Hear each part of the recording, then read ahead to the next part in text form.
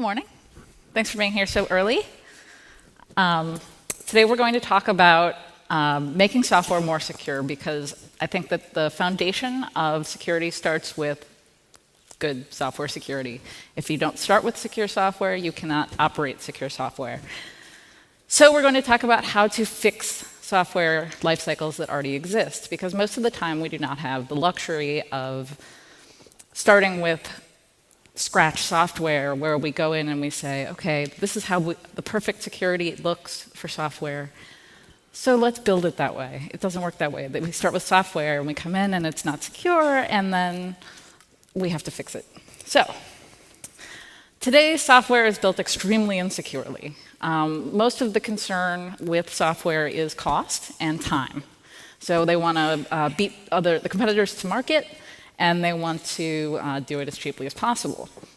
So we rely on offensive testing, which is red teaming, things like that, to find bugs after software is built rather than preventing them. We try to tack on security after it's built. The software developers and creators come to us and they say, here's some software, tell us what we can do to make it secure. And that's really backwards of how it should happen. So we go in and we say, okay, well, we need to put a firewall here, and what ports do we need to open? But it's done after the fact. So we need to start doing that earlier. We also don't fully understand the risk that putting software out there into operation provides. So we don't understand all of the risks that are inherent. We don't understand the risks that it introduces. And we just can't possibly know what's out there because we're not working closely enough with the developers. Also, the people who are making the software don't know anything about security, and they really don't care.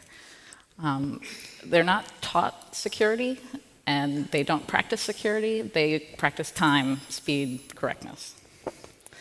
So let's talk about how we approach fixing software that exists already. So the first thing we need to understand is who the stakeholders are. Stakeholders are the people that have interest in the software. We understand this. But let's talk about more of a detail about who each of them are and what they care about, so that we can understand how they fit into the ecosystem and how we can change things with their help.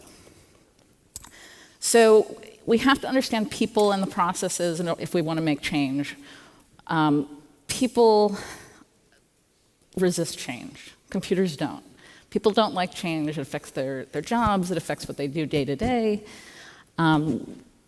We need to understand how the process works before we can change it. We can't just walk in and say, okay, let's make a bunch of changes. It doesn't really work that way.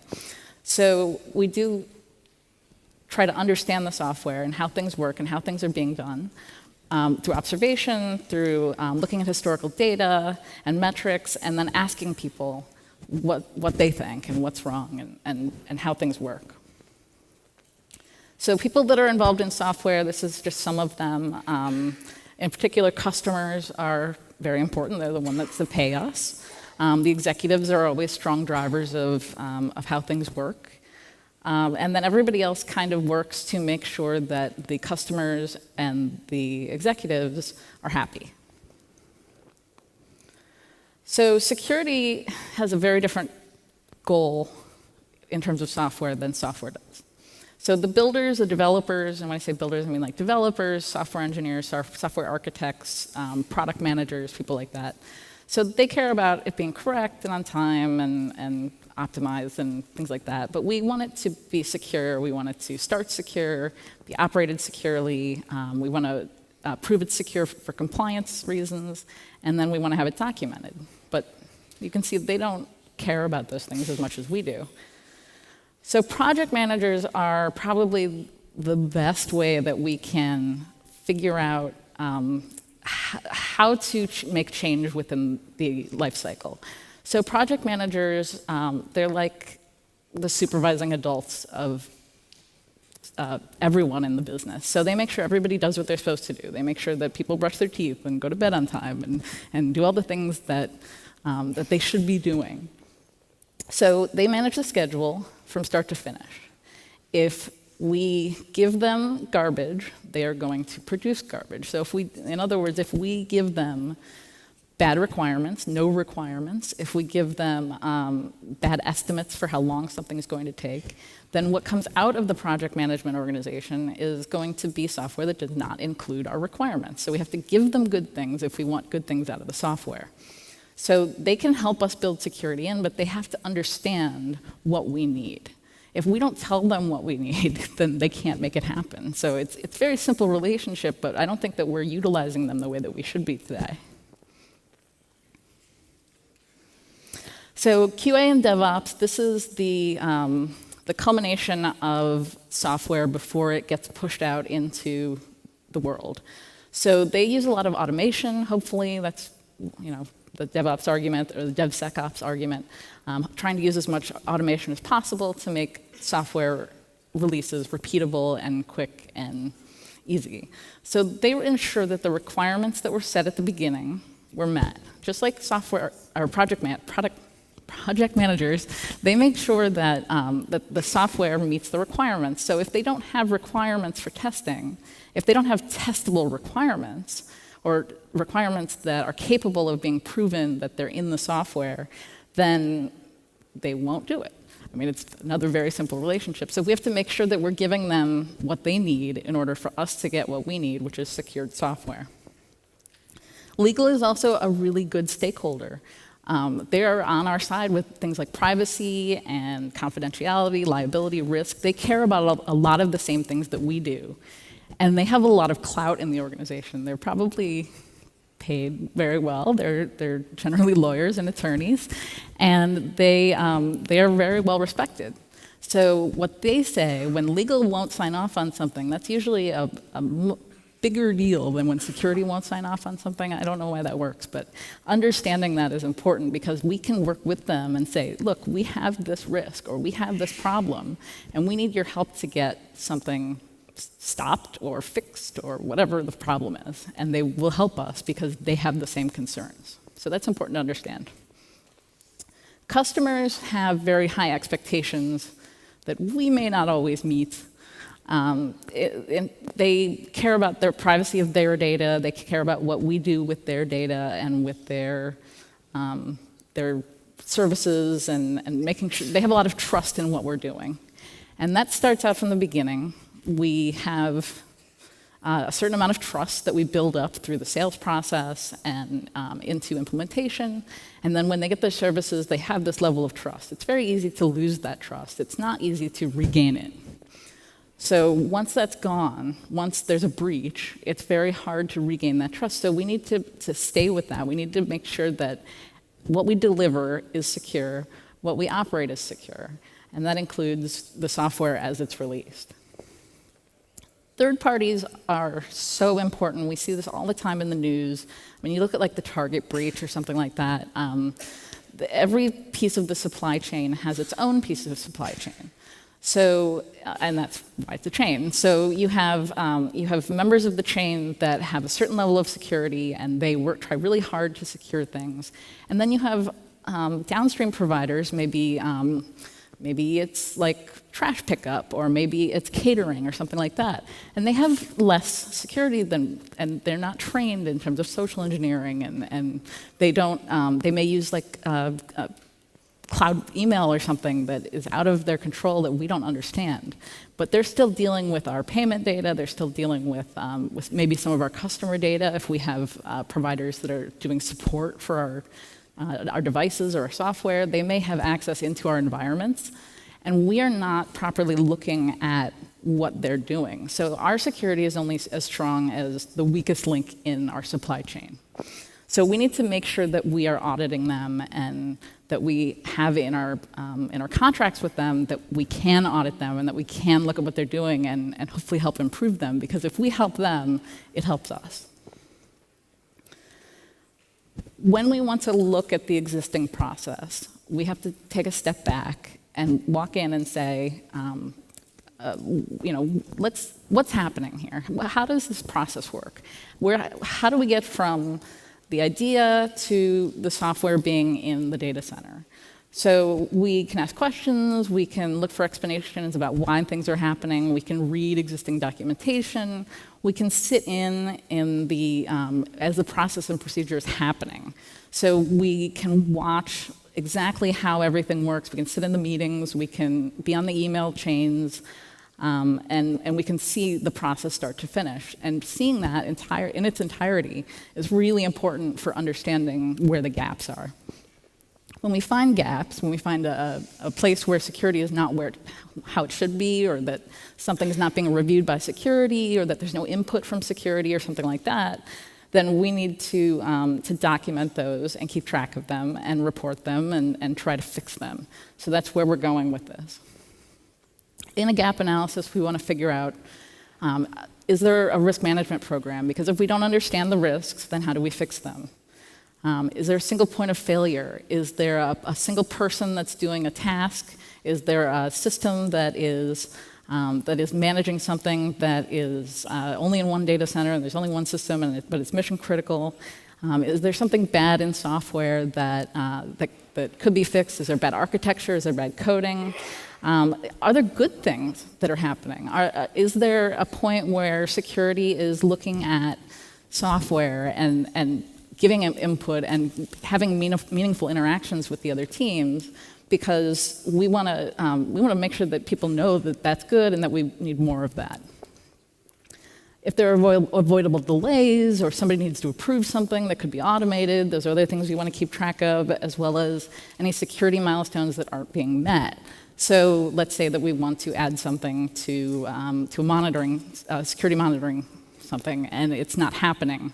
We need to keep track of those things that aren't happening. So we document everything, we summarize how everything works start to finish. We write down, okay, here's what I observed. I sat in the meeting, and I mean, you don't have to talk about all that, but you can say, I watched this happen, and these were the steps. So it started out, somebody had an idea, there was a meeting, there was an approval of the idea, and you just walk through the steps. Describe how security is being addressed or is not being addressed within that process that you observed. Write down anything good, like we talked about, list any gaps, but don't just list the gaps, don't just say this isn't happening, say why that's important. So if it's important that security reviews the architecture before it gets implemented, then say why that's important. It's important because if security doesn't review it, then X could happen, or X has happened, or whatever the risk to your business is.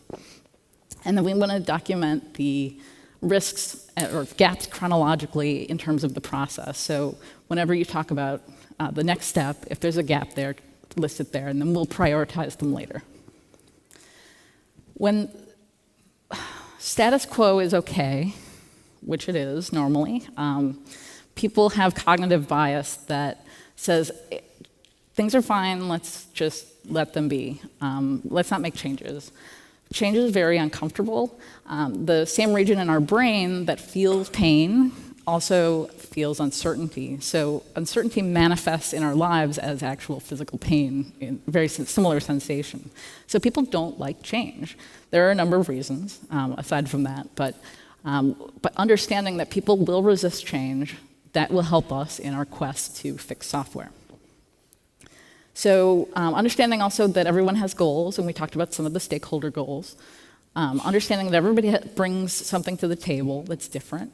Everybody has a different reason for being part of the organization, and appealing to those goals. So we know that software wants things to be on time, so let's make sure that everything we ask for doesn't push their timelines back, or that we work with them to make sure that their timelines are not going to slip too much. And we can acknowledge that we understand that you have a brief deadline, or short deadline from now that you need to meet. So we're going to work with you. We're going to give you some extra resources to help you meet that goal. If there are any undocumented processes that happen within your observation of the process start to finish, you're going to document those because those need to be written down and formalized.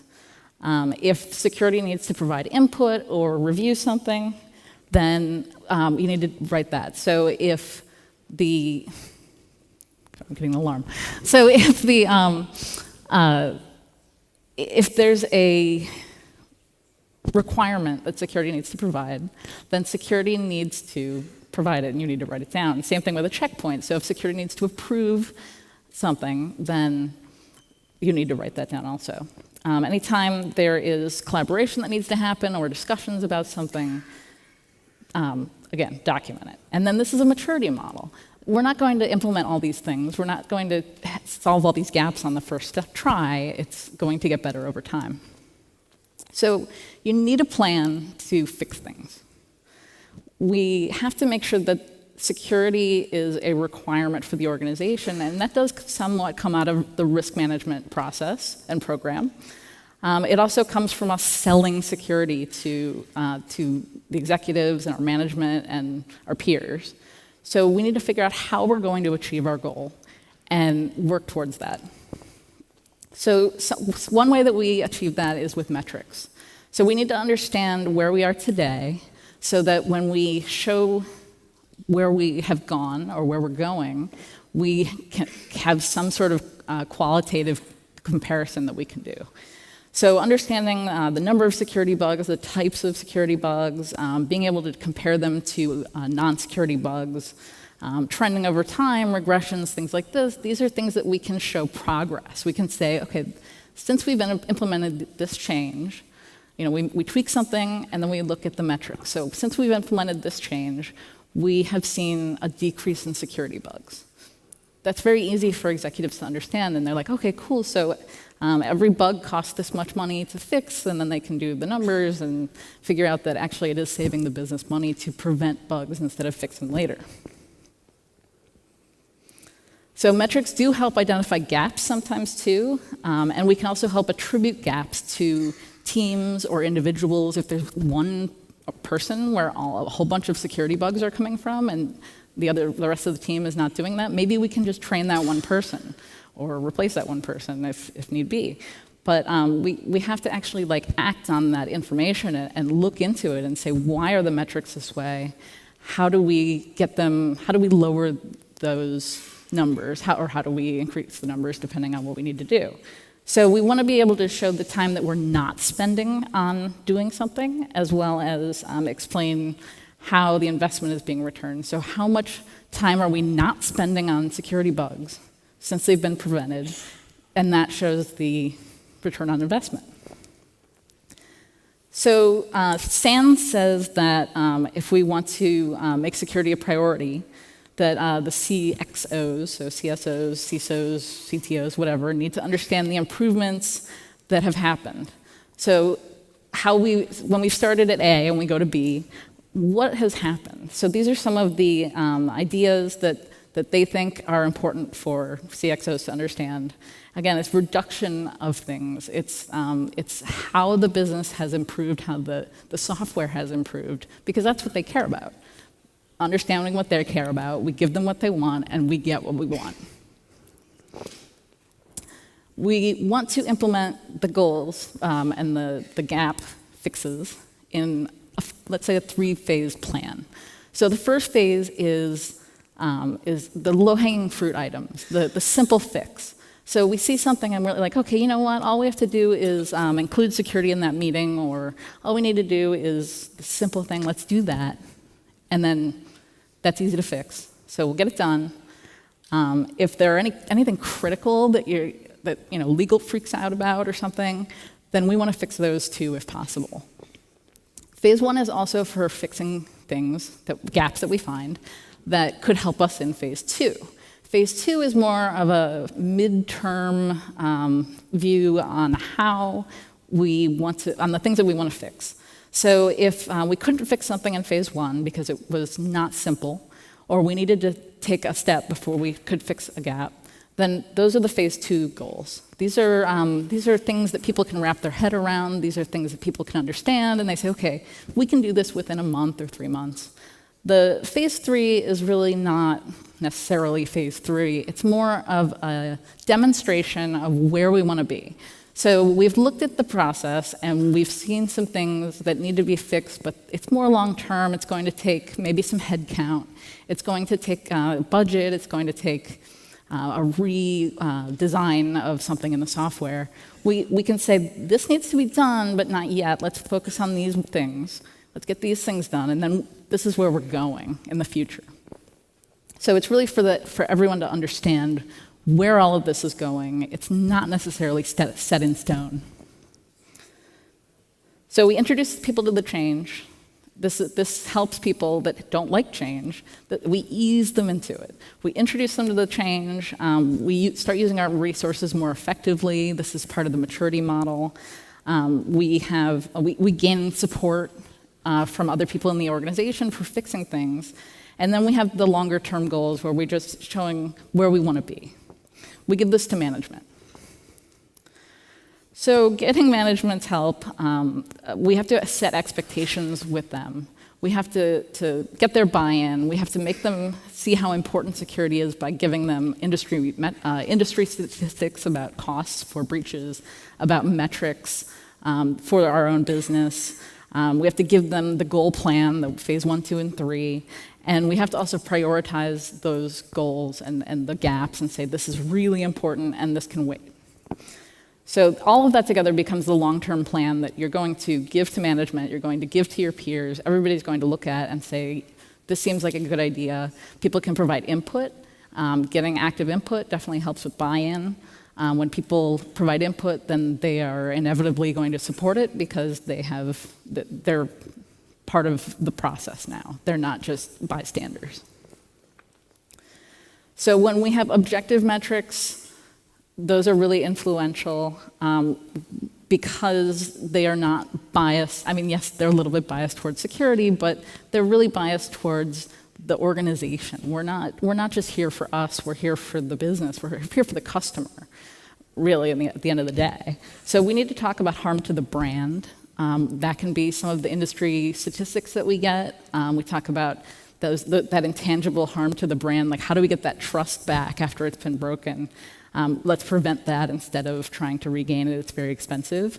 We can also explain that as a bug or a flaw moves through the SDLC process, so as we go from idea to design to architecture to development, as we move through all those stages, each time it becomes exponentially more expensive to fix that bug. So as we move from design to architecture, it goes up 5 to 10 times the cost. This is a metric that is commonly thought of in the industry. It's 5 to 10 times as much to fix it as it moves on. So whatever that cost is for you to fix a bug in production, it would have been exponentially cheaper to fix it and catch it earlier, which is why we want to make sure that we fully understand all of the risks that are being moved through the process with the risk management plan, with an SDLC process that includes security. So what needs to be done within the process? That's what we know needs to happen to make secure software. So if we start to think about how software looks and work backwards, we can figure out what needs to be done.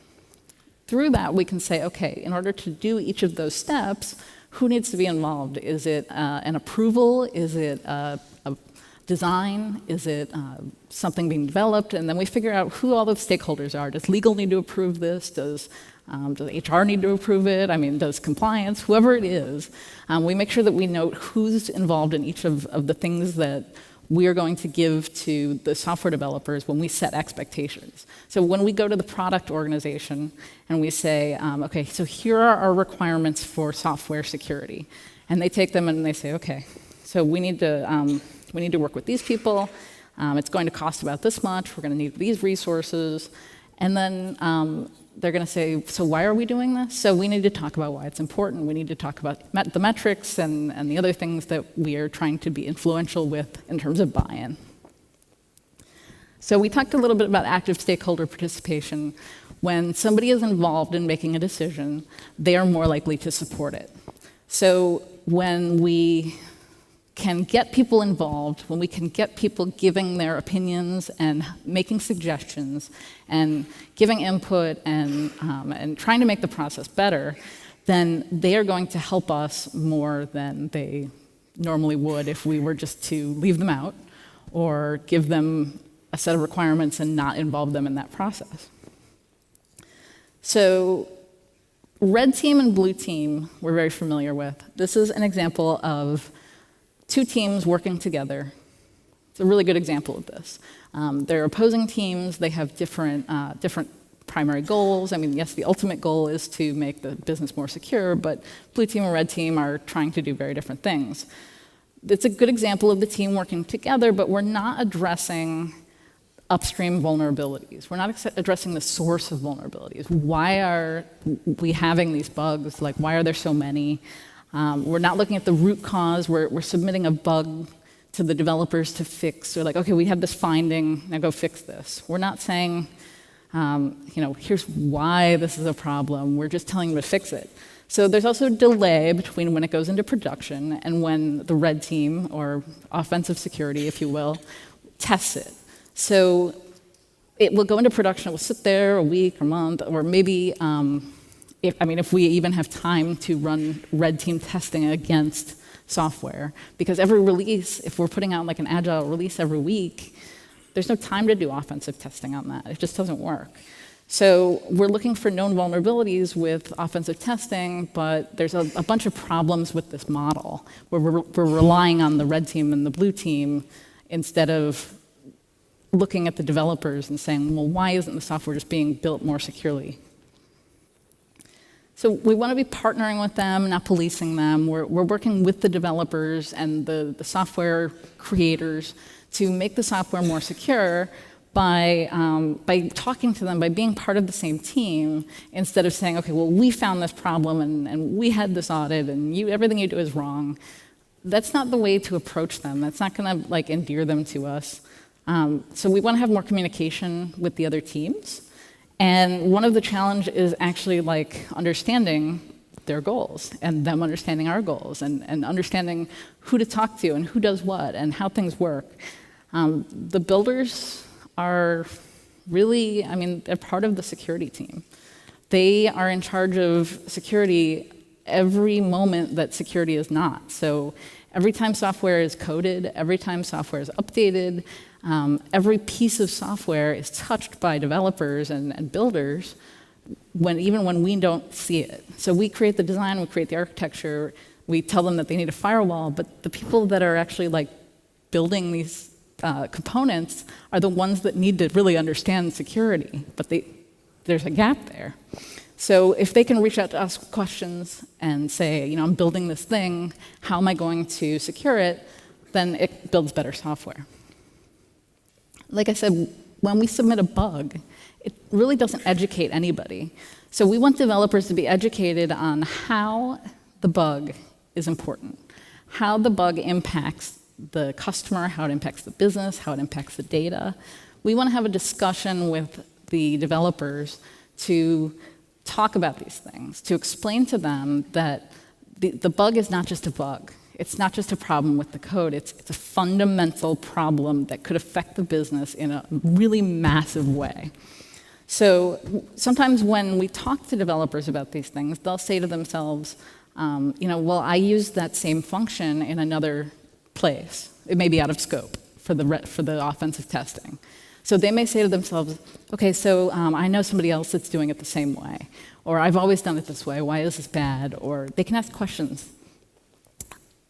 The deeper conversations will lead to better software. When we focus on the issue itself and not the person, we're not attacking a human, we're not attacking somebody's effort. We're looking at the problem in an objective way, and we're not making it so that we're attacking their art. Code is art, so I think. So if people spend all of their time making something work, they're building something, they're creating something, and then we come in and we squash it, and we're like, well, this is terrible, and you did it wrong, and you should have done this.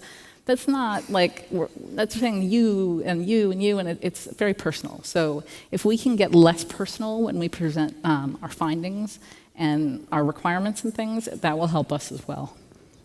And just being more positive. If we say, we did this assessment, and we hit these roadblocks. We were trying to do this, it didn't work, there was a control in place that kept us from doing it. and then we had to go a different way. We say, we like what you did here, keep doing this, good job. How often do they hear that in an assessment? Like, never. They don't hear good job, they just hear bad, bad, bad, bad, bad. So if we can give them some good things to hold on to use as a model of good practice, then that's really good for us, it's good for them, it makes them feel good that they did something right instead of just doing everything wrong. Nobody wants to feel like all they've done is wrong. So one of the ways that we can get more embedded with developers and builders is to do rotation of jobs, for example. We don't want to cross-train people. We just want to have less formal interactions. We want to have people understanding what other people are doing. If we can have a developer sit on the blue team in the SOC for a day or a week or something, then they will understand better how attacks are happening. They'll get to understand more of a defensive mindset. They'll get to understand more of an offensive mindset, start to think more like an attacker. If developers thought more like attackers, imagine how awesome software would be. I mean, it would just get so much better. So if we're going to start doing this kind of thing with cross-training and trying to get people educated about security that are currently not educated about security, there's going to be a little bit of decreased productivity. There's going to be some resources lost. So management really needs to understand the importance of security in order to buy into that concept, to buy into that idea that if we are willing to give up a little bit of deadline, if we're willing to take an extra day to make software more secure, then we can have so much more, we can have something so much better, and we can have a better product for the customers, and our shareholders will be happy, everybody will be happy. So if we can just get everybody to understand that, that a little bit of resource will lead to a great deal of help for everybody, then that's going to be great. I mean, it's really going to lead to good things. So as we start to make changes, we have to set expectations up front. We can't come in at the end of software, just like software shouldn't come in at the end to us, and we say, oh, well, you should have done this. No, if we didn't tell them to do it from the beginning, then it's our fault that time. So we'll make an exception, we'll fix it over time, but we have to set the expectations up front and say, this is what we need from you, this is what we're going to do, this is how it's going to work, here's a bunch of checklists, here's the timeline, here's what we need to make software. And then they're going to say, well, we can't give you that much time. We say, okay, well, what can you give us? And we work with them to create something. But they have to understand what is needed up front, because if we don't, then we're just as bad as they are coming to us at the end of software and saying, make it secure. The PM is really going to help drive this. So as long as we make sure that the PM understands what everybody needs, then that's a good start. Ultimately, everybody should understand what their role is in securing software, but you get there. That's not going to start right away. Policy is the best recommendation I can give you for creating a need other than anything else, because if it's in the policy, you have to do it, in theory. When we have compliance come in, they won't say that you need to build secure software. They won't say you need to have security review all of the architecture. No compliance says that I know of. So they're going to come in and say, let me see your policy, and it says you did this in your policy, so show me that you did that. So if we build secure software and we have security involved in every step, they're going to say, show us that security was involved. Show us the security signed off on the architecture. And then that creates a need. That makes sure that the business does what we want them to do. So if we can have things in our policy that say that security must review every architecture before it goes into operation or into the next phase, then the business will have to do it. So if there is an exception, we do have to have a process for handling that and tracking it. So there will be times when it's just not possible to do something that's in the policy, or there's an emergency or whatever it is. So we need to make sure that there is a process for handling those, but not approving them and forgetting about them. We need to track them and make sure that we go back to them in the future and say, well, we had this exception. Do you still need this? Can we fix this? Or let's reapprove it, or let's reanalyze it. So this is just going back over how we use policy. The policy has to be followed. We're tailoring requirements to meet the policy, just like we're tailoring requirements to meet like our compliances, for example, or good practice. And the PM can use our compliance and our policy to add those things that need to be done. So if the goal is compliance, or well, the goal is security, compliance helps prove that we're meeting that goal, then the PM can help us reach that goal. Knowledgeable humans, I can't say enough about this. I mean, having people over technology is always going to be better. Having people that understand security, who are not on the security team, that's the ultimate goal for us should be. Keeping our knowledge to ourselves does none of us, it just does disservice to everyone. So it's our responsibility to teach everyone else around us how important security is, what good security is, and get there. So what do we need to do to get to that point, to make sure that everybody is knowledgeable about security? Do we have training? Do we develop training? Do we just have people sit with each other? Whatever works for your organization is fine, but we need to have those organizational, that knowledge of security throughout the organization, not just in a silo in security. One thing that we can do to help automate all of this is to use a style guide, which was originally used in print, talking about how you would use letters and fonts and things like that. But you can use that in software to talk about how software is developed. And one of the common jokes is like the spaces versus tabs in code. That's something that would go in the style guide. The company uses tabs. So we can do that with models for security as well. So we can say whenever the organization takes input from a user, we look at it, we strip it of special characters, we analyze whatever. So we can add security requirements into the style guide, and as also standard libraries. So if there's a library that everybody uses, make sure that that's secure, because that's a central point that you can secure many places of code. Talking about the pattern library, this was probably an extra slide here. It does result in more consistent code, though. So automated code reviews are really like spell check. So if you think about the problems that spell check has, spell check is not super good with grammar. It's not super good with words that are acronyms, things like that. So if we understand the limitations of spell check, we understand the limitations of automated code scanning. We want to be doing automated code scanning, sure, that's going to pick do some fixes, but we also want to have knowledgeable humans that are looking at that code, knowledgeable humans that are developing that code in the first place. So yes, automated code reviews are cool and everything, good to have them. It's like antivirus. You have to have it. But you want to have a knowledgeable person working on it. And just so that everybody's on the same page, there is a difference between a flaw and a bug. A bug is a problem with code, and a flaw is more of an architectural problem, a design problem.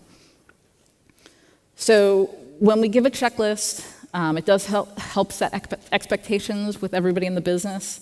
We talk about what things should look like. We talk about who's going to vet functionality. So we start with the end goal. We think backwards. We want to be secure. We want to be monitored. We want to be automated security. We want to have compliance. We start with those goals. We say, oh, how do we get there? What needs to be in place in order for us to be secure? And that's how we start making checklists. So we give those as early as possible to the PM. We store the checklists and the sign-offs and everything that's been done as an artifact along with the software for the life of the software. We may need to provide that to somebody in the future if our policy says that we do it. So we talk about what software will do, and also more importantly, what software will not do, because that's just as important. So bringing this all together, we don't usually have the luxury of starting with software that has been developed with security in mind, unfortunately. So we're brought in at the end, and we have to secure it. So if we can manage the stakeholders and make sure that that they are going to be our advocates instead of blocking us, that they're going to be amenable to change, then that's a good first step. If we can make sure that security is involved from the beginning, in every single software effort, that's like the biggest step that you can take tomorrow. Well, tomorrow's Saturday, do Monday. So that's the biggest step that you can do. Like the next time you're at work, just talk about like, okay, well, let's get security involved with software from the first moment anybody starts talking about making a software change or developing new functionality. Let's figure out what the gaps are in the process, catalog them, identify them, prioritize them, plan to fix them. Making sure security is involved as early as possible, that we're signing off on everything, that if there is a process, security is involved. No matter what stage of the SDLC, whether it's design or operations, security should be involved. So if we can make small things happen, we can make small changes that have big impact, that's just as important as making big changes. So we need to kind of weigh the pros and cons of fixing each gap. And we're going to phase in change. We're not going to just throw it on people's laps and say, here, we came up with this idea for change, do it. Because nobody's going to do that. They're going to be like, no, I'm not doing that. That's not okay, and they'll just fight it. So if we work with people and we ease them into the change, it's going to be much easier. And making sure that people understand that we're one team. It's not us versus you. It's the organization. We want to have a secure organization. We want to have good software. We want to give a good product to the users. We want our data to be secure. Everybody wins when we have better software. Making sure that they understand that we're not against them. We're not here to give them more work. We're here because we have a goal. We're here because this is important. And that's our job. We need to communicate that.